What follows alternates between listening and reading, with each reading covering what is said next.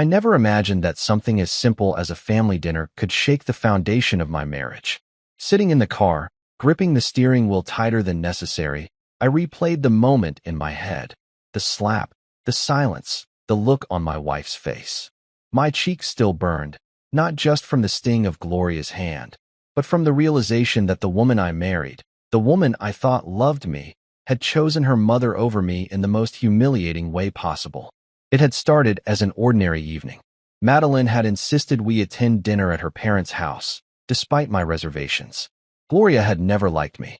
From the very first time we met, she made it clear she thought her daughter was settling by marrying me. He's not from the kind of family we associate with, she had once whispered to her husband, thinking I wouldn't hear. I heard. I always heard. But I loved Madeline, so I tolerated Gloria's passive-aggressive remarks, her snide comments, the way she looked at me like I was a cockroach that had somehow crawled into her home. I endured it all because I thought Madeline was worth it. Tonight, though, I learned just how wrong I was.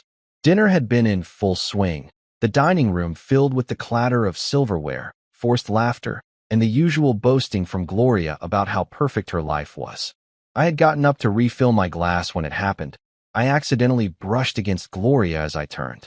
It was nothing, barely a touch, but in her world, it was a crime worthy of punishment. Before I could even process what was happening, her hand connected with my face. A loud slap. Sharp. Public. Humiliating. The room fell into absolute silence. Every pair of eyes turned to me. The weight of their judgment pressed down on me like a suffocating blanket. My ears rang. My mind scrambled to understand. Gloria was staring at me, her lips curled in disgust as she spat out words that burned just as much as her slap. How dare you touch me, you disgusting man. Clean my dress and get out. Disgusting man. As if I were nothing more than dirt beneath her feet. I stood there, frozen, not because I was afraid, but because my mind refused to believe what had just happened. This wasn't a mistake. She had meant to humiliate me. And worse, she expected me to accept it. I turned to Madeline. Surely, she would step in, tell her mother she was overreacting. I wasn't asking for much, just the barest form of support, the slightest indication that she saw me as her husband and not just some insignificant outsider. But instead, Madeline's gaze was empty, cold even. And then she said the words that made my stomach drop. Apologize to her or leave. I could have laughed at how ridiculous it was. Apologize? For what? For existing in Gloria's presence? For standing too close to her? For daring to breathe the same air? My lips parted, but no words came out. I searched Madeline's face for something. Remorse, regret, even hesitation. But there was nothing. Just indifference. That was the moment everything changed. I had spent years bending over backward to prove myself to this family. I tolerated their judgments, their veiled insults, their endless comparisons to the men they thought Madeline should have married. I did it all for her. And in return, when I needed her most, she sided with them without hesitation. I exhaled slowly, the tightness in my chest making my decision for me. I wasn't going to apologize. I was done playing their game. With a quiet nod, I turned on my heel and walked out. I didn't slam the door. I didn't argue. I didn't give them the satisfaction of seeing me break. Because I wasn't broken. I was angry. And beneath that anger was something much colder, much sharper. Resolve. As I stepped outside, the cool night air hit my face, soothing the heat still lingering from Gloria's slap. My mind raced. But for the first time in a long while, it wasn't clouded by the need to please anyone. I saw things with painful, crystal clarity. They thought I left in shame. That I walked out because I was weak. That they had won. They were wrong. I wasn't leaving in defeat. I was leaving to prepare a surprise they would never forget. By the time I reached my car, my plan was already forming. They wanted to humiliate me? Fine. But they would soon learn that I don't take humiliation lightly. They had spent years looking down on me, treating me like I was beneath them. Tonight, they had made a mistake that would cost them. I pulled out my phone and dialed the only person I knew would understand the weight of what had just happened. Carter. Carter was more than just a friend. He was someone who thrived on exposing people's dirty secrets. He had helped me out of messy situations before, and I knew that if there was anything worth uncovering about Gloria, he would find it. The phone barely rang twice before he picked up. "What's up?" he asked, his tone casual. "I need you to dig into something for me." "Gloria," I said, my voice steady calm. There was a pause, and then a low chuckle. Finally ready to fight back? More than ready. Good. Give me a few hours. I'll find something. I ended the call and leaned back against the headrest, staring at the sky through the windshield. This wasn't about revenge. It wasn't even about getting even. This was about respect, something I should have demanded a long time ago. I had spent years convincing myself that love was about sacrifice, that enduring cruelty for the sake of my marriage was just part of the deal. But tonight, I saw the truth. Madeline never respected me. She never saw me as her equal. And if there was no respect, then what was left? I gripped the steering wheel, the anger simmering beneath my skin. They thought tonight was the end of the story. It was only the beginning. The drive home felt longer than usual. The silence inside the car was heavy, pressing against me like an unseen force. My hands gripped the steering wheel tighter than necessary, my knuckles turning white. My cheeks still tingled from the slap, but the real wound wasn't physical. It was deeper, a cut right through my pride, my dignity, my marriage. Madeline had looked me in the eye and told me to apologize or leave. She hadn't hesitated. She hadn't flinched. She hadn't even considered standing by me. The woman I had vowed to love and protect had just made it clear where I stood in her life. The realization twisted in my gut like a knife. I pulled into our driveway, shutting off the engine, but making no move to leave the car. I just sat there, staring blankly ahead at the darkened windows of the house we had built together. It looked different now, cold, unwelcoming. Was it always like this? Had I been blind all along? I closed my eyes and leaned back against the headrest, breathing deeply, trying to steady my thoughts. The past year flashed through my mind. Every argument, every dismissal, every moment that I had brushed aside in the name of keeping the peace. I had ignored it. The little things. The way Madeline had started correcting me in front of her family, treating me like a child instead of her husband. The way she always took her mother's side, even when Gloria was obviously out of line. The way she barely looked at me anymore, as if I had faded into the background of her life. I had told myself it was stress. Marriage was work. She just needed time. But now, sitting in the stillness of my car, I saw the truth for what it was. Madeline had stopped respecting me long before tonight, and I had let it happen. The door to the house opened suddenly, spilling warm light onto the porch. Madeline stood in the doorway, arms crossed, her face unreadable. I exhaled slowly, then got out of the car.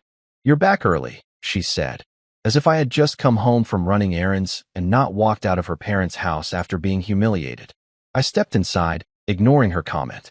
The air between us was thick, like the tension before a storm.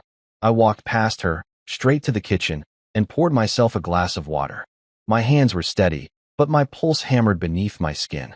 Madeline followed, stopping in the doorway, watching me. "Are you going to talk to me?" she finally asked. I took a sip of water before setting the glass down. Then, I met her gaze. "Talk to you about what?" My voice was calm, but there was an edge to it. She scoffed. "Don't act like you don't know. You embarrassed my mother tonight." I let out a humorless laugh. "I embarrassed her?" I repeated, shaking my head. "You saw what happened, Madeline. She slapped me, in front of everyone, and you told me to apologize." Madeline shifted uncomfortably, arms tightening around herself. "You should have just apologized and let it go." I stared at her in disbelief. "Let it go," I echoed. "Your mother humiliated me in front of your entire family, and you want me to just let it go?" She sighed, exasperated.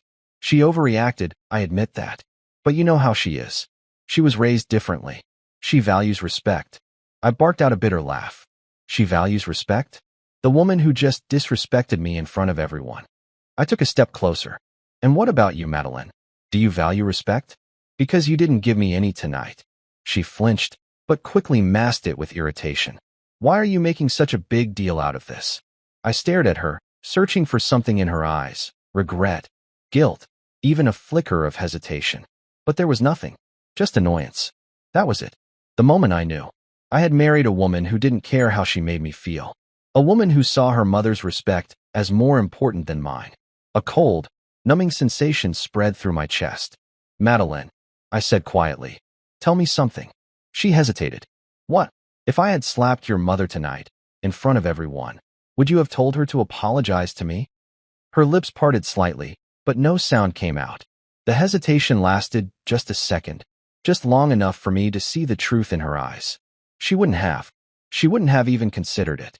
Her silence spoke louder than any excuse she could have made. I nodded, stepping back as the weight of that realization settled in my bones. I see. She frowned. What does that mean? It means, I said, voice even, that I finally understand where I stand in this marriage. Madeline rolled her eyes, frustration clear in every movement. Oh my God, stop being so dramatic. It was one night. One argument. Are you really going to act like our entire marriage is ruined because of it? I exhaled through my nose, looking away. No, I admitted. Our marriage was ruined long before tonight. She tensed. Excuse me. You stopped respecting me a long time ago, I said simply. I just refused to see it. Her jaw tightened. You're being ridiculous. You're blowing this out of proportion. I smiled, but there was no warmth in it. Maybe. Or maybe I've just finally had enough. She opened her mouth to argue, but I didn't wait to hear it. I turned and walked past her, heading upstairs. Where are you going? She called after me. To get some sleep, I said without looking back. But that was a lie. I wasn't going to sleep. I was going to think. Think about the years I had wasted. Think about the respect I had let slip through my fingers. Think about the man I used to be before I let myself become this. Most importantly, I was going to think about what came next. Because tonight wasn't the end of this. It was just the beginning. I sat in the dimly lit bedroom, staring at the ceiling, listening to the faint ticking of the clock on the wall. Sleep refused to come. My mind was too awake, too alive with the memories of the night, the echoes of humiliation still vibrating in my chest. The slap was nothing compared to the look on Madeline's face, the sheer indifference. That was what hurt the most. I turned over in bed, glancing toward the empty space beside me. Madeline was downstairs. I could hear the distant hum of the television.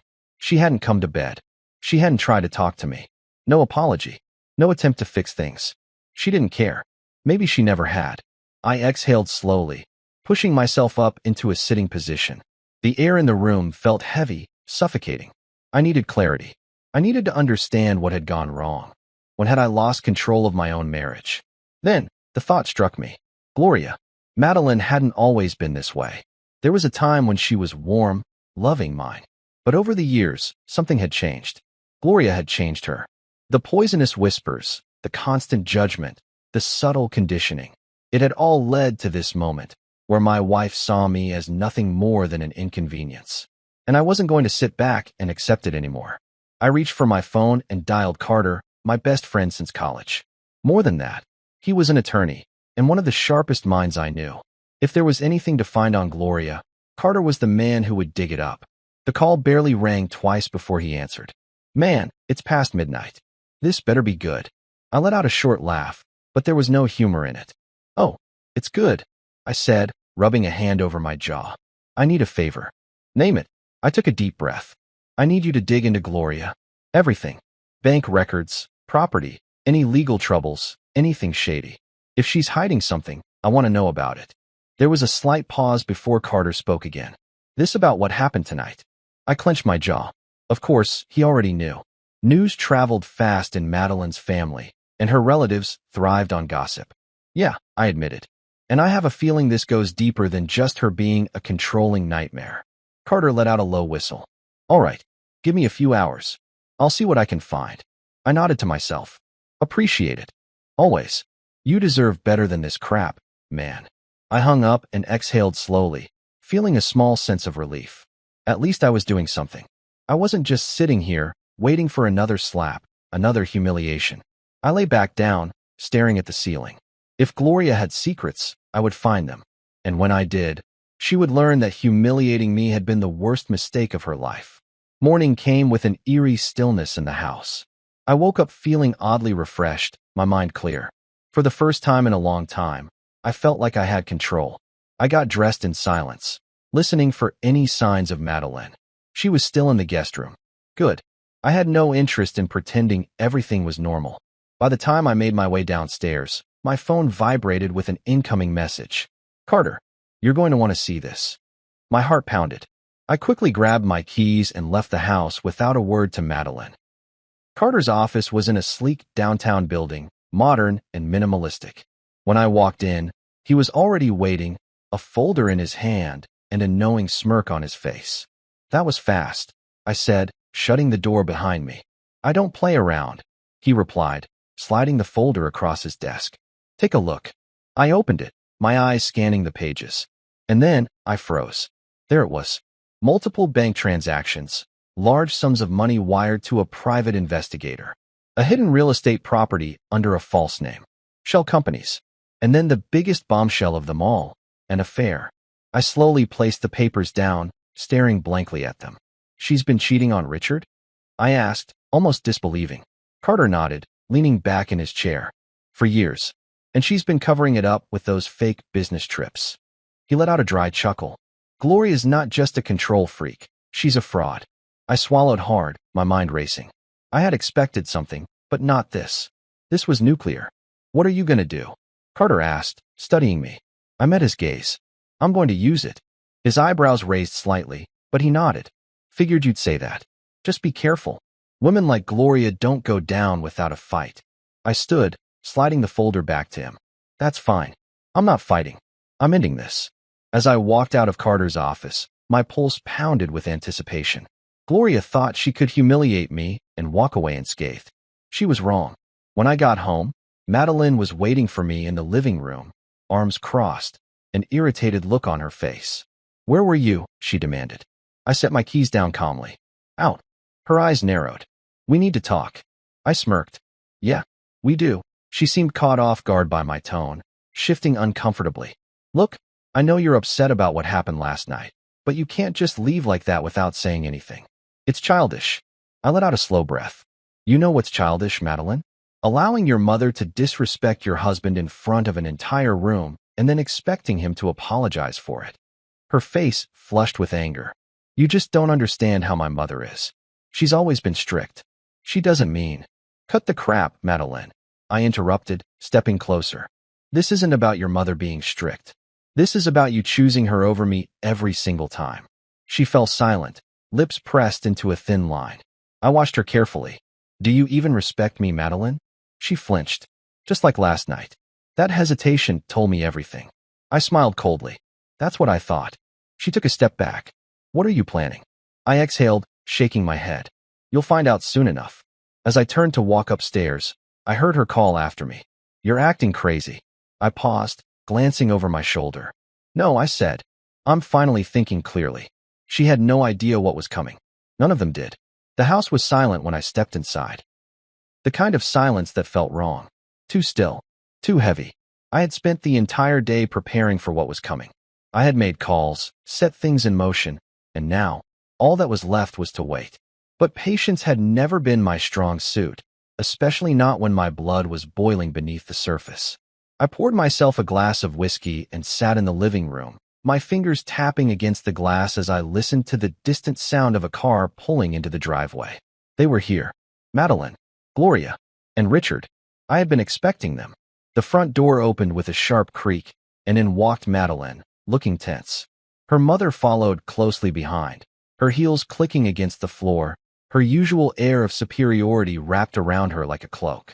Richard was the last to step inside, his face unreadable, his posture stiff. Gloria barely spared me a glance before speaking. "I assume you've had enough time to reflect on your behavior," she said, her voice dripping with condescension. I took a slow sip of my drink, letting the burn settle before answering. "Oh, I've done plenty of reflecting." Madeline sighed and crossed her arms. "Can we just talk about this like adults?" I smirked. "That depends. Are you ready to act like one?" Her eyes narrowed. "Don't start." I leaned back in my chair, my gaze shifting to Gloria. "You came all this way, so let's skip the theatrics. What do you want?" Gloria scoffed. "An apology, for starters. You embarrassed me last night." I laughed. Actually laughed. "Let me get this straight," I said, tilting my head. "You slapped me in front of an entire room of people, humiliated me, and then my own wife told me to apologize for it. And you still think I owe you an apology?" Gloria's lips curled in distaste. "You should have handled yourself better. It was an accident, but instead of diffusing the situation, you stormed out like a child." I nodded slowly, setting my drink down. "You're right, Gloria. I should have handled it better." Her expression shifted slightly, sensing something beneath my words.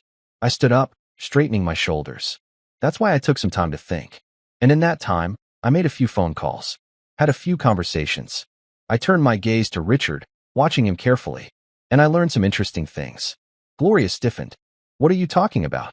I smiled. Tell me, Gloria, how was your last business trip? A flicker of something. Panic flashed across her face before she masked it with annoyance. That's none of your concern.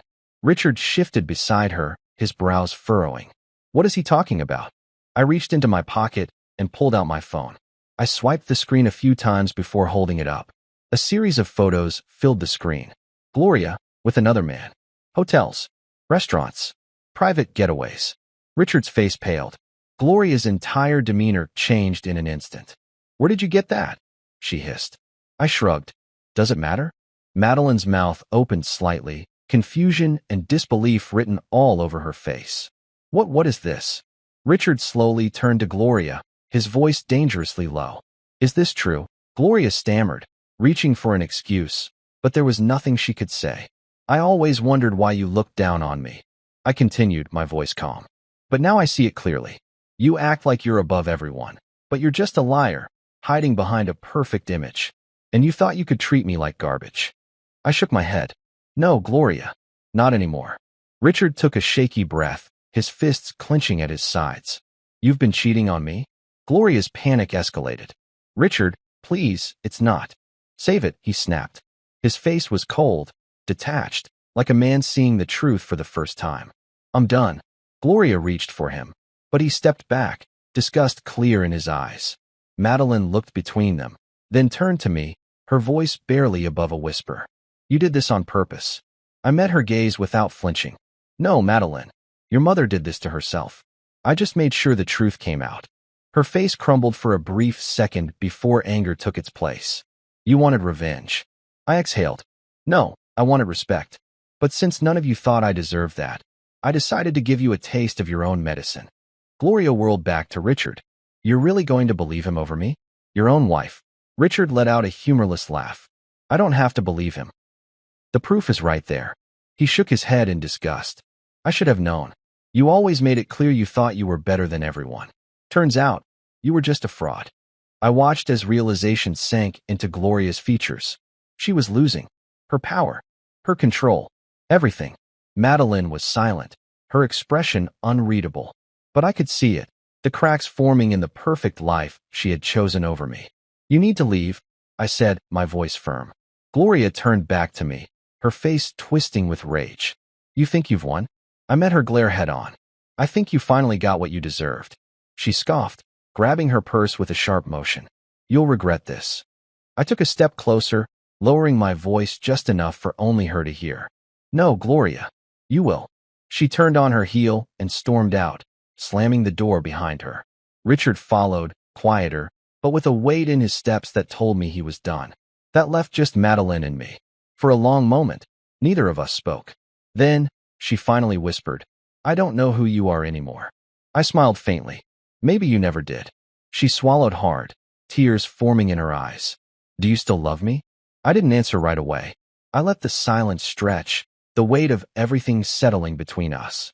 Finally, I spoke. I love the woman I married, I said quietly. But I don't know if she exists anymore. Madeline's breath hitched, her lips parting as if to say something. But no words came.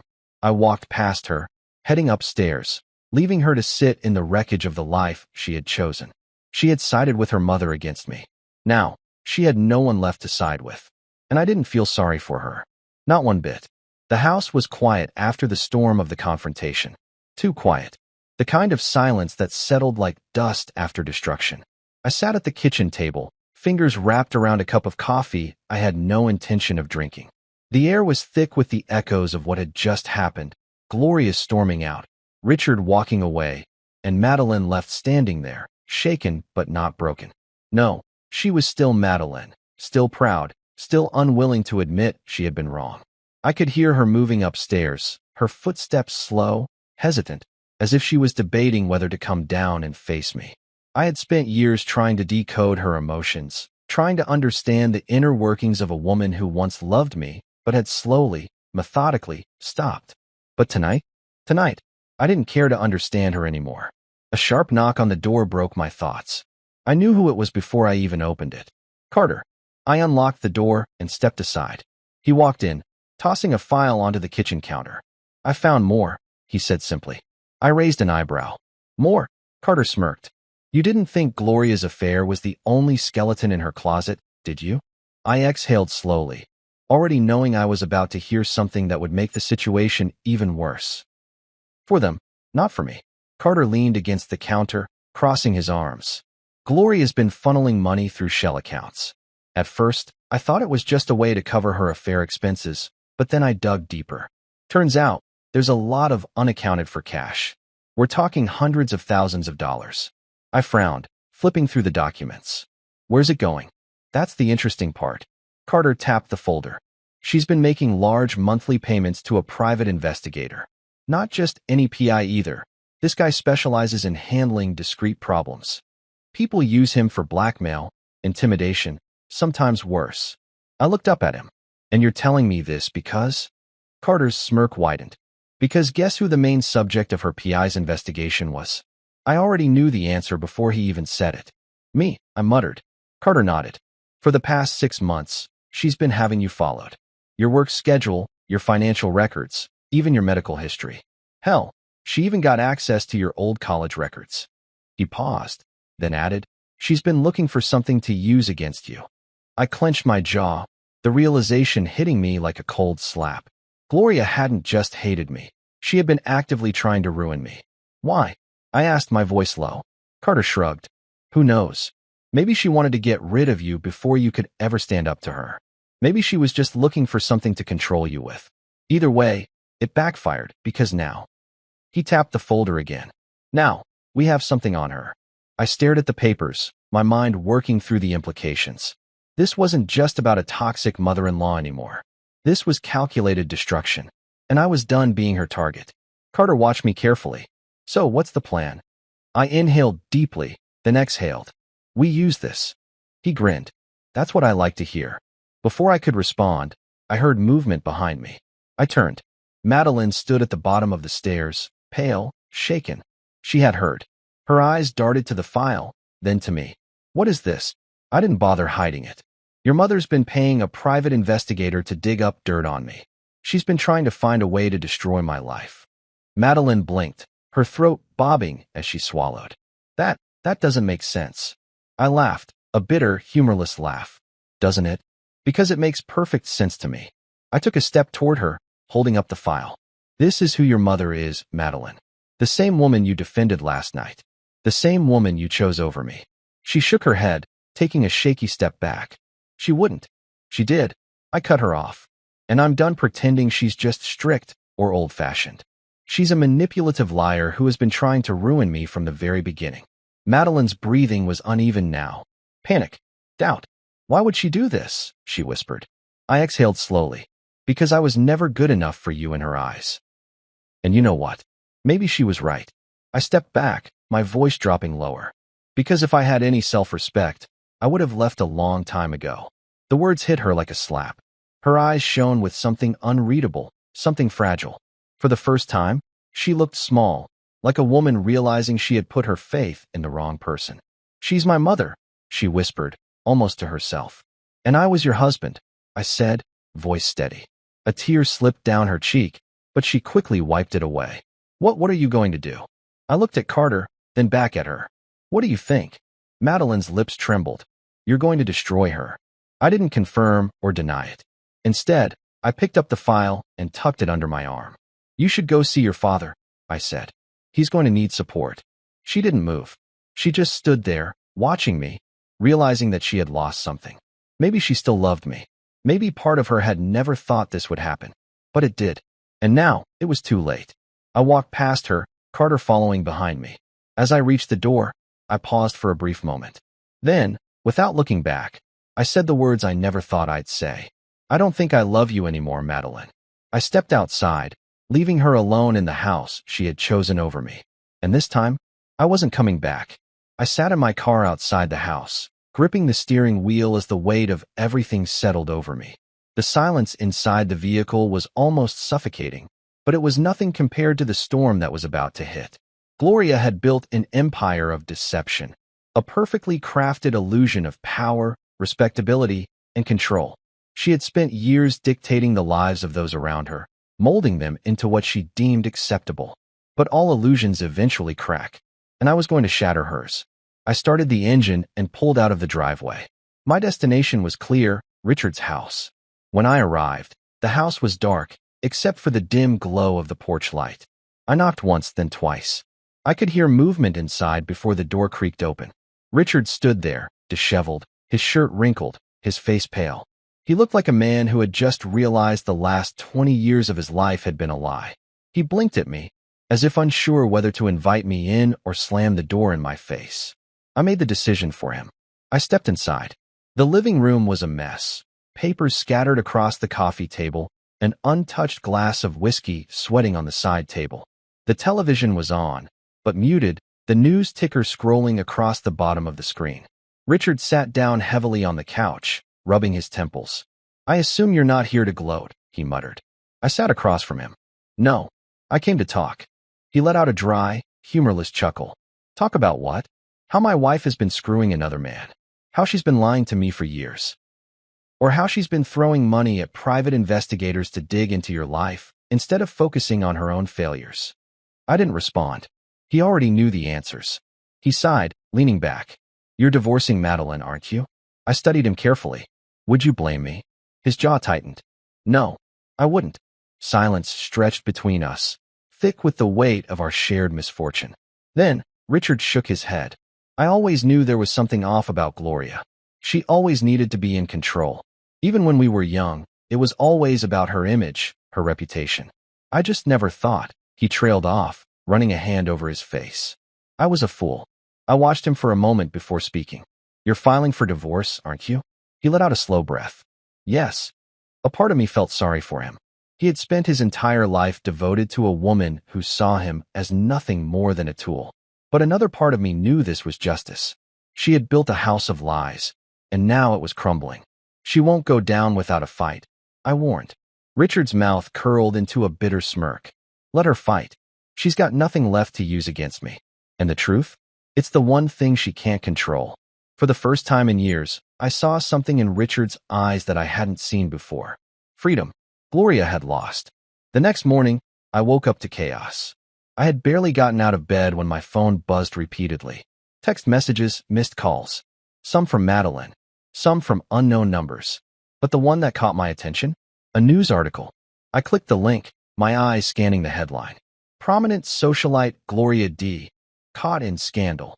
Allegations of infidelity, fraud, and embezzlement surface. I let out a low whistle, scrolling through the article. Someone had leaked everything. The affair, the secret bank accounts, the shady transactions. And at the center of it all, Gloria, unraveling before the public eye. My phone rang. I picked up without hesitation. "Carter, you see the news?" he asked, amusement clear in his voice. "I see it," I said, still skimming through the details. "You're welcome," he added. I paused. "You leaked it?" Carter laughed. "I just made sure the right people found the right information. The rest took care of itself." I shook my head, a small smirk forming. "She's going to go ballistic." "Oh, she already is. Her lawyer's scrambling to do damage control, but there's no spinning this one. She's finished." A deep sense of satisfaction settled in my chest. Gloria had spent years looking down on me, treating me like I was nothing. And now, she was the one with everything to lose. As I hung up the call, I felt something I hadn't felt in a long time. Relief. I had spent years being trapped in this toxic cycle, constantly bending over backward for people who never truly valued me. Now I was free, and I wasn't looking back. By midday, Madeline showed up at my doorstep. I opened the door to find her standing there, her face pale, her eyes rimmed with exhaustion. She looked at me as if she barely recognized me. "Can I come in?" she asked, her voice almost hesitant. I stepped aside. She walked in, arms wrapped around herself. I could see the weight of everything crushing down on her. "She's ruined," she whispered. "My mother, she's lost everything." I nodded, leaning against the counter. "She did it to herself." Madeline turned to me, her gaze searching. You knew this would happen, didn't you?" I didn't answer. She already knew. She exhaled shakily. "I don't know what to do." I studied her carefully. "That depends. On what? On whether you want to keep living in her shadow or finally step out of it. Her lips parted slightly, but she said nothing. We stood there in silence, and for the first time, I saw it. Madeline wasn't just mourning her mother's downfall. She was mourning the person she thought she was supposed to be. I didn't know if she would ever change. I didn't know if she would ever truly understand what she had lost. But I knew one thing. I was done waiting for her to figure it out. You should go, I said quietly. She flinched, as if the words had physically hit her. But she didn't argue. She just nodded, turning toward the door. And as I watched her leave, I knew. This time, it really was over. No more second chances. No more waiting. No more looking back. For the first time in years, I was finally, truly free. The days that followed were a whirlwind of destruction. For Gloria, for Madeline, and for the entire illusion they had built over the years. I watched from a distance as their world crumbled, piece by piece. I had spent too long being the punching bag, the one they ridiculed, dismissed, and discarded when it was convenient. But now, I was simply a spectator, and they were the ones drowning. It started with Richard officially filing for divorce. The moment he served Gloria the papers, the real storm began. He had spent years being the silent, obedient husband, but something inside him had snapped. And once that leash was broken, there was no fixing it. Gloria was furious. She tried damage control, but it was already too late. The news of her affair had spread like wildfire, and in a world where reputation was everything, she had become a walking scandal. She went from being a woman people feared to a woman they pitted. Her so-called friends, the ones who had always gossiped behind her back but smiled to her face, were the first to abandon her. Her standing in high society? Destroyed. The invitations to exclusive events? Revoked. The carefully curated image she had spent decades building? Shattered. But the real blow came when her lover's wife found out. Turns out, Gloria wasn't his only affair. And once his wife got wind of everything, she did what any wealthy, scorned woman would do. She made sure he paid for it. In a matter of weeks, Gloria had lost her lover, her husband, and her entire life's work. And as for Madeline, she was collateral damage. I had moved out of the house we once shared. The moment I made it clear that there was no going back, I packed my things, signed the papers, and left. Madeline had begged me to reconsider. I still remembered that night. She had shown up at my apartment, looking smaller than I had ever seen her. Her eyes were red-rimmed, her hair disheveled, a far cry from the composed, confident woman I once knew. "Please," she had whispered, standing at my door. "Let's just talk." I had stared at her for a long moment, the ghost of our past hanging between us. Then I stepped aside. She walked in, hugging her arms to herself. She looked around the apartment, taking in the minimalist space, the absence of us. I gestured toward the couch. "Say what you came to say." She swallowed hard. "I made a mistake." I didn't answer. She took a shaky breath. "I didn't mean to hurt you. She trailed off, biting her lip. "I never thought things would turn out like this." I let out a slow breath, leaning against the counter. "What did you think was going to happen, Madeline?" She flinched. "I don't know. I thought my mother." "Exactly," I cut her off. "You thought about her. Not me. Never me." Tears welled in her eyes, but I didn't move. "You never stood up for me." I continued, my voice steady. "You let her disrespect me for years. And when she finally crossed the line, you made it clear that I didn't matter." Her shoulders shook. "I was wrong." I laughed, a dry, bitter sound. "Yeah, you were." She looked at me, searching for something, for hope, for forgiveness. But I had nothing left to give her. "You love me," she said, almost desperately. I exhaled slowly. "I love the woman I thought you were." A sob escaped her lips. "I can be that woman again." I shook my head. "You can't." "Why not?" I stared at her, my chest hollow. "Because I don't trust you." She broke then, crumbling under the weight of everything she had lost. And for the first time, I felt nothing. No satisfaction. No revenge. Just emptiness. She wiped at her tears, whispering, "Is this really it?" I nodded. "This is it, Madeline." She let out a shaky breath. "I never thought I'd lose you." I didn't respond. Because she hadn't lost me. She had thrown me away. By the next day, she was gone. The divorce was finalized within the next few weeks. There was no fight, no arguments about assets. She didn't want the house. Too many memories. I didn't want it either. Too much history. So we sold it. And just like that, We erased the last piece of what we had built together. As for Gloria, her downfall wasn't just financial, it was personal. Richard took half of everything in the divorce, and without him to cover her mistakes, she was drowning in legal fees and settlements. The businesses she had secretly funneled money through, exposed. The image she had tried so desperately to maintain, destroyed. She tried filing lawsuits against the media outlets that covered her scandal, but no one took her seriously. She had no power left. By the time the dust settled, she was forced to move out of her mansion and into a small condo on the outskirts of town. And the people who once feared her? Now, they laughed at her. Karma had done its job. One evening, I found myself standing outside my new place, staring at the city skyline. The lights stretched far and wide, glowing against the dark night. Carter stood beside me, sipping his beer. "So," he said, nudging me, "how's it feel? Being free?" I let out a slow breath. "Feels like I can finally breathe again." He smirked. "Good. You deserve it." I nodded, watching the cars below, the hum of the city filling the air. For the first time in years, I wasn't waiting for something to go wrong. I wasn't walking on eggshells, trying to please people who would never be satisfied. I was just me. Whole. Unapologetic. Free. Carter raised his bottle. "To new beginnings." I clinked mine against his. "To never letting anyone treat me like trash again." And as I took a sip, I knew. This was only the beginning of the life I was meant to have. It had been weeks since the divorce was finalized. Weeks since I had last seen Madeline. Since Gloria's downfall had become public knowledge. Weeks since I had to deal with any of them. And in that time, I had come to realize something strange. Silence was freedom. For the first time in years, I wasn't waiting for the next insult. I wasn't bracing myself for another dinner filled with side-eye glances and passive-aggressive remarks. I wasn't lying awake at night, wondering what I had done wrong to make my wife look at me like I was a stranger. I was just living. And God, it felt good. But closure? That was something I wasn't sure I'd ever get. At least, not until she showed up. It was a Saturday afternoon, and I had just finished unpacking the last of my boxes. My new place was smaller than the house Madeline and I had shared, but it was mine. No memories of betrayal. No ghosts of a love that had died long before the papers were signed. I was pouring myself a drink when the doorbell rang. I frowned. Carter wouldn't just show up unannounced. And I wasn't expecting anyone else. Setting the glass down, I made my way to the door and pulled it open. Madeline stood there. Her hair was tied back, her face free of makeup. She looked different, smaller, more fragile. But I wasn't going to let myself be fooled by appearances. I leaned against the doorframe, arms crossed. "What do you want?" She swallowed, shifting on her feet. "Can we talk?"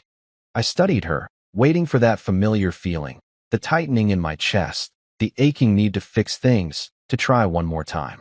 But there was nothing. No longing. No regret. No pain. Just indifference. I exhaled. "Fine. But make it quick." She stepped inside, looking around. "You redecorated."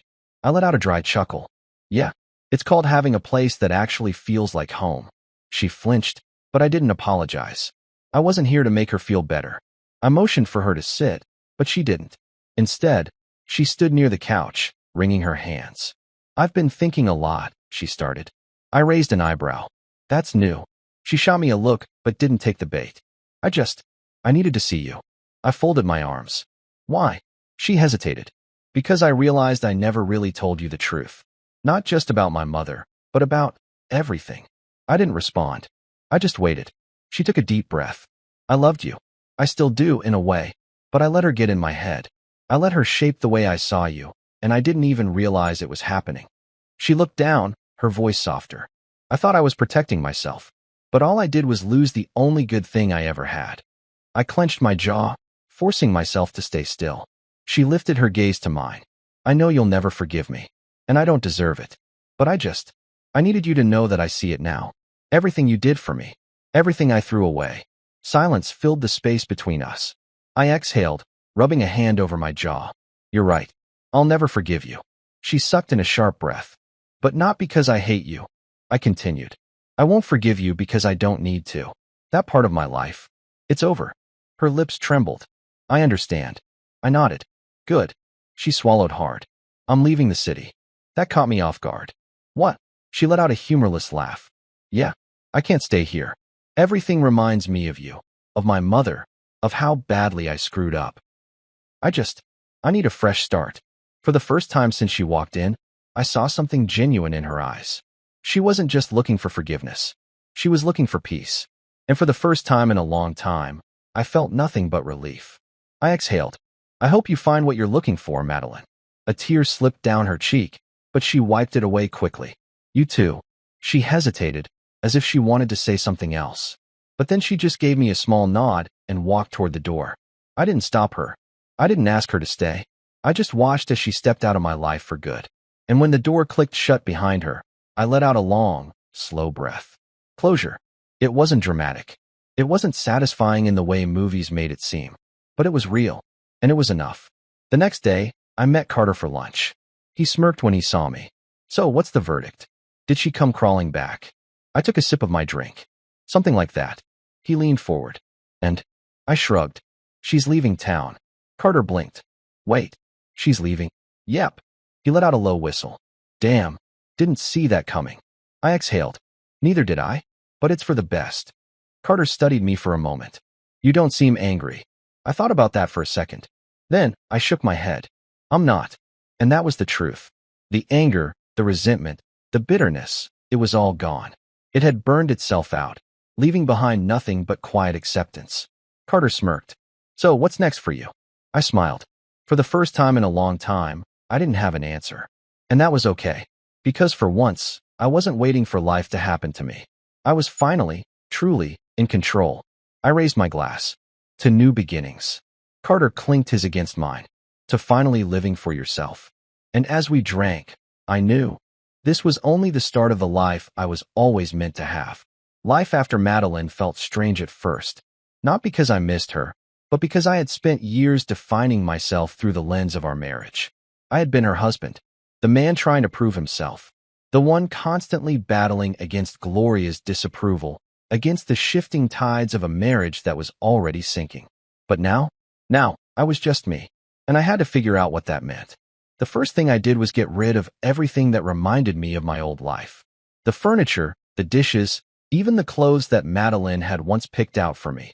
All of it was either sold or donated. I wanted nothing to do with the person I had been when I was with her. I wasn't bitter. I wasn't angry. I just wanted to start fresh. So I did. I moved to a different apartment.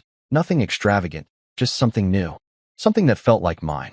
I changed my number, cut ties with people who only saw me as Madeline's ex-husband. I even switched up my routine, trying new places, meeting new people. It was liberating, in a way. No more obligations. No more expectations. For the first time in years, I could wake up in the morning and breathe. And it felt good. Of course, Carter had a lot to say about it. You finally look like a man who's not carrying the weight of the world on his shoulders, he said one evening as we sat at a rooftop bar, watching the city lights flicker below. I smirked. That's because I'm not. He clinked his beer against mine. Damn right you're not. So what's next? You gonna start dating again? I exhaled, staring at the drink in my hand. Not yet. Carter raised an eyebrow. Why not? You're free, man. No strings, no baggage. Just go out and have fun. I let out a chuckle. You think jumping into something new is the answer? He shrugged. I think letting yourself enjoy life is the answer. I considered that. For years, I had been so focused on surviving my marriage that I had forgotten how to actually live. Now I had time. Time to figure out who I was outside of being someone's husband. Time to do the things I had put off. Time to be selfish for once. All right, I said, setting my drink down. Let's start with something small. Carter grinned. Now we're talking. Over the next few weeks, I focused on myself. I went to the gym more, not because I wanted revenge body nonsense, but because I wanted to feel strong again. I picked up old hobbies, things I had let go of because they didn't fit into Madeline's idea of what a respectable husband should do. I traveled on a whim, took weekend trips, met new people who didn't know anything about my past. For the first time, I was living without the weight of someone else's expectations. And it was intoxicating. One night, Carter convinced me to go to a social event, a gallery opening downtown. I wasn't really into the art scene, but I figured, why not? We arrived, and the place was buzzing with energy. The walls were lined with abstract paintings, and people walked around with glasses of champagne, pretending to understand what they were looking at. All right, Carter said, nudging me. Tonight, No overthinking. Just enjoy yourself. I rolled my eyes. I know how to have fun. Do you though? He teased. I chuckled, shaking my head. Shut up and get me a drink. While Carter wandered off to the bar, I strolled through the gallery, taking in the paintings. Some were impressive. Others just looked like expensive scribbles. That's when I noticed her. She stood near a large canvas, arms crossed, tilting her head as she studied the piece. She was striking, not in an over-the-top way, but in a way that made you look twice. Her dark, wavy hair cascaded over one shoulder, and she had an air of confidence that was unapologetic. I don't know what made me walk over to her. Maybe it was the newfound freedom I had been embracing. Or maybe it was just time. You look like you actually understand this, I said, standing beside her. She turned, raising an eyebrow. And you look like you don't. I grinned. Guilty. She smirked. It's a metaphor for transformation. I glanced at the painting, a chaotic mix of colors bleeding into each other. Right? Definitely got that. She let out a soft laugh. Liar. I chuckled, shrugging. Maybe, but you make it sound interesting. Her eyes studied me, as if trying to figure me out. You don't seem like the art gallery type. I'm not, I admitted. But I'm trying new things. Good for you. I take it you actually like this stuff? She nodded. It's more than just paint on a canvas. It's about stories, experiences, emotions.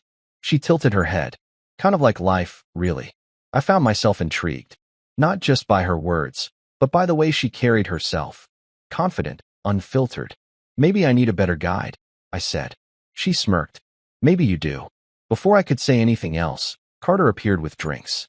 Here you go, he said, handing me a glass. Then, he looked between me and the woman beside me, grinning. I see you've made a friend. I turned back to her. I didn't catch your name. She smiled. It's Sienna. I held out my hand. Nice to meet you, Sienna. She shook it, her grip firm. Likewise. Carter gave me a knowing look, but for once, I ignored him. Because for the first time in a long time, I wasn't thinking about the past. I wasn't replaying what went wrong or wondering if I could have done anything differently. I was just here, in the moment. And damn, it felt good. Later that night, as I walked through the city streets, I found myself smiling. Not because I had met someone new, not because I had finally moved on, but because I had finally let go. For years, I had been stuck in a cycle, fighting for respect, for love, for a place where I belonged. Now, I realized I didn't need to fight anymore. I didn't need Madeline. I didn't need validation from her family. I just needed to live. And as I looked up at the night sky, breathing in the cool air, I knew one thing for sure. The best part of my life was only just beginning. There's something poetic about watching the people who once looked down on you fall apart. Not because I actively sought revenge. No, I had long since made peace with my past. But because life has a way of balancing the scales, and I had a front row seat to the chaos unfolding. Gloria had lost everything. Her high society friends turned their backs on her. Richard took half of everything in the divorce, and the media wouldn't let her scandal die. She tried clawing her way back into relevance, but her name had been tainted beyond repair. And the final blow? Her bank accounts were frozen after an investigation into the financial fraud Carter had uncovered. Turns out, funneling money through shell companies isn't a good long-term strategy.